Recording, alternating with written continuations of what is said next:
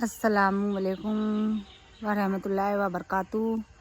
दोस्तों, आज मैं आप लोगों को बताऊंगी कि अल्लाह की रहमत और अल्लाह का करम। आप लोगों को लगता होगा कि अल्लाह की रहमत और अल्लाह का करम कैसे होता है, उसकी सच्ची और हकीकत की वाक़या मैं आप लोगों को आज बताऊंगी। और वो मेरे साथ ही हुआ है। मैं अभी यही महीने में पचमढ़ी गई थी।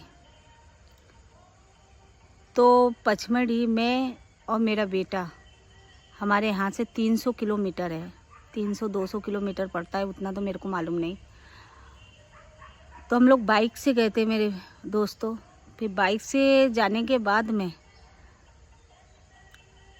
वहाँ पे हमारा जो काम के लिए हम गए थे वो काम नहीं हो पाया।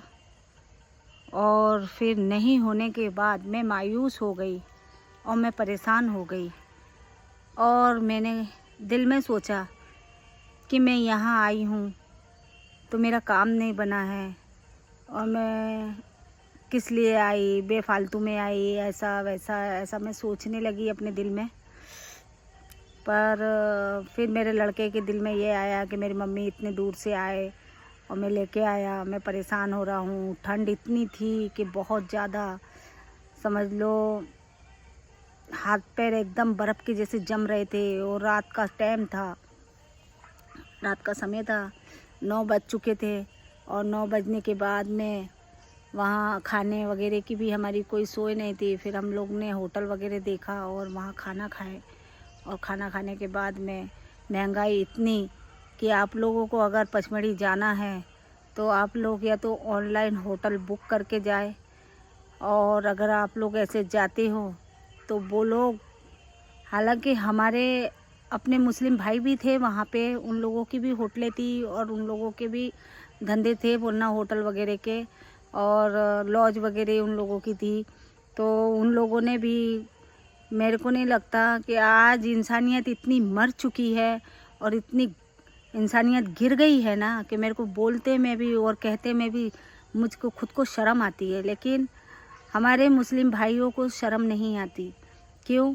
क्योंकि तो अगर कोई मुस्लिम भाई अगर ऐसी जगह पे फंस गया है और परेशान है, बेहाल है, तो हमारे हुजूर के सुन्नत पे चलने का ये ढोंग करते और नाटक करते हैं ना, उनको तो अल्लाह पाक जन्नत भी दोजख, हाँ, जन्नत भी नहीं मिलेगी। मेरे को इतना लगता है और ऐसा लगता है कि अल्लाह पाक उनको जन्नत भी नसीब नहीं होगी।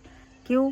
क्योंकि तो वो लोग झूठ बोल के, और झूठ बोलने के साथ साथ किसी मुसलमान भाई को अपना नहीं समझ रहे हैं और ना ही उनकी मदद कर पा रहे हैं।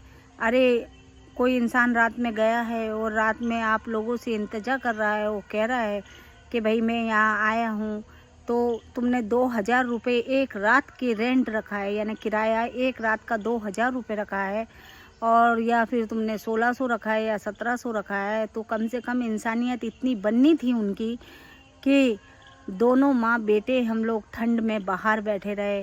पर बाहर बैठने के बाद उस होटल में हम लोगों को जगह नहीं दी गई। रूम होने के बाद में भी हम 2000 देने के लिए तैयार भी हो गए तो भी हमको रूम नहीं मिला। तो ये है वहाँ की इंसानियत। और वहाँ के मुस्लिम भाइयों को मैं ये कहना चाहती हूँ कि ये आप लोगों के अंदर की इंसानियत मर चुकी है और आप लोग अभी इंसान कहने के लायक भी नहीं हो। और खाना खाने गए हम अपने ही मुस्लिम भाई के होटल में, तो वहाँ पे पता है क्या हुआ? वहाँ पे हमने ली 4 रोटी, तो उनका नौकर क्या बोलता है आके, जो काम के लिए रखा है उनने, उनका मुलाजिम कहता है कि 4 रोटी और एक्स्ट्रा लिए। तो इतने तो वो झूठ बोलते हैं। तो इतना झूठ का पैसा, फरेब का पैसा कमा के कहाँ ले जाओगे मेरे भाई बहन और भाइयों? आप लोगों को तो ये शर्म आना चाहिए कि हम मुसलमान हैं, गर्व से हम मुसलमान हैं, हमको गर्व है, हमको गुरूर है कि हम मुसलमान हैं। मुसलमान तो वो होते हैं ईमान मुसल्ला कि जो मुसीबत में, गुर्बत में अपने भाई की मदद करे और अपनी बहन की मदद करे तो वो मुसलमान है, नहीं तो हमें मुसलमान कहने का भी हक नहीं है। हमारे दिलों में इतनी हमदर्दी होती है और इतनी मोहब्बत होती है कि हम काफिर के लिए भी आगे बढ़ के उसका मदद करने लगते हैं। काफिर भी होगा और हमारे गांव में और हमारे शहर में अगर वो फंसा होगा तो उसकी मदद के लिए हमारा दिल रो उठता है कि नहीं, ये आया है, ये परेशान है, बेहाल है, हमसे जितनी मदद हो सकती है हम करें। लेकिन वहाँ ऐसा कुछ भी नहीं हुआ मेरे साथ में। और मैं गई थी, मैंने अपने आँखों से वहाँ का हाल देखा तो मुझे ऐसा लगा कि अब ये दुनिया में इंसानियत नाम की चीज़ बिल्कुल नहीं बची है और ये लोग मुसलमान कहने के लायक नहीं हैं। फिर वो होने के बाद में हम दोनों माँ बेटे बाहर बैठे रहे और बाहर बैठ के पूरी रात गुजारी और 12 साढ़े 12 बज चुके थे उस समय पे। तो समझ लो कि हम ठंड के मारे हमारा बहुत बुरा हाल था। तो हम एक होटल में गए तो उनने बताया कि बोले इधर साइड में चले जाओ, आपको रूम मिल जाए, शायद ये होटल है। तो हम वहाँ गए तो वहाँ मस्जिद थी। मस्जिद का भी हाल बताऊँ मैं।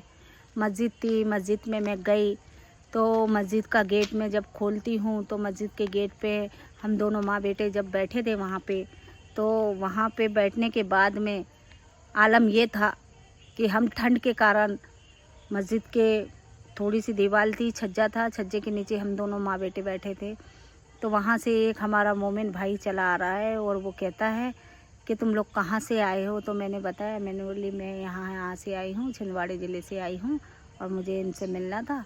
तो कुछ मुलाकात हुई नहीं और मैं परेशान हूँ और रूम वगैरह हमें होटल में नहीं मिल रहा है, तो फिर क्या करना चाहिए। उस मस्जिद में भी हमें क्या कहता है हमारा भाई कि तुम आए ज़रूर हो लेकिन मस्जिद के अंदर मत जाना। बताओ, जो अल्लाह का घर है तो वहाँ पे भी जाने के लिए मना कर रहे हैं, जो कि मस्जिद तो वो घर है अल्लाह का कि कोई भी जाके वहाँ बैठ सकता है, आराम कर सकता है, इबादत कर सकता है। लेकिन लोगों ने ऐसी सोच बनाई है कि मस्जिद के अंदर भी आप लोग नहीं जा सकते। कितनी गलत बात है ना। ये सब चीज़ें मैं आप लोगों को इसलिए बता रही हूँ कि अब इस दुनिया में इंसान के अंदर मोहब्बत नहीं रही है। उनके नफ्स पे शैतान हावी हो चुका है और शैतान ने इस कदर उनके ऊपर कब्जा किया है कि वो अपने मोमिन भाई को ही नहीं पहचानते। अरे तुम इतना तो रखो कि कभी अगर हम किसी की मदद करते हैं तो हमारी मदद करने के लिए रब्बुल करीम अल्लाह इतना बड़ा है कि कहीं ना कहीं किसी को ना किसी को हमारी मदद के लिए भेज देता है। तो मेरे भाई और मेरे बहनों, मैं दिन रात गुजारी और रात गुजारना मेरे लिए इतना मुश्किल और कठिन वक्त था मेरे लिए। फिर उसके जाने के बाद में मैंने रात के 1 बजे मस्जिद के अंदर में मैंने रात गुजारी है चुपचाप में। और फिर मेरी मजबूरी ये थी वहाँ रात गुजारने के लिए कि जिस रास्ते पे हम लोग जाने वाले थे उस रास्ते पे शेरों का हमला था और बहुत बड़े बड़े शेर और तेंदुए वगैरह। एक मादा ने बच्चे दी थी तो उसका आतंक ज़्यादा है। और हमारे आने के बाद में यानी उसके समझ लो मैं संडे को इतवार को आई, तो इतवार के आने के बाद सोमवार को मैं जब वीडियो देखती हूँ तो वीडियो पे ये बताया गया न्यूज़ पे कि 2 व्यक्तियों के ऊपर शेर ने हमला किया है और उनकी जान गई और एक गाय को मारा है करके ऐसा कुछ न्यूज़ वगैरह में आया था और मैंने देखा था। तो मैं आप लोगों से ये कहना चाहती हूँ कि इस तरीके से अल्लाह रब्बुल करीम अपनी मदद भेजता है। उस वक़्त अगर मैं रात में मेरे बेटे के कहने पे वहाँ से रात में निकल जाती तो समझ लो शायद हम लोग भी इस दुनिया में नहीं होते।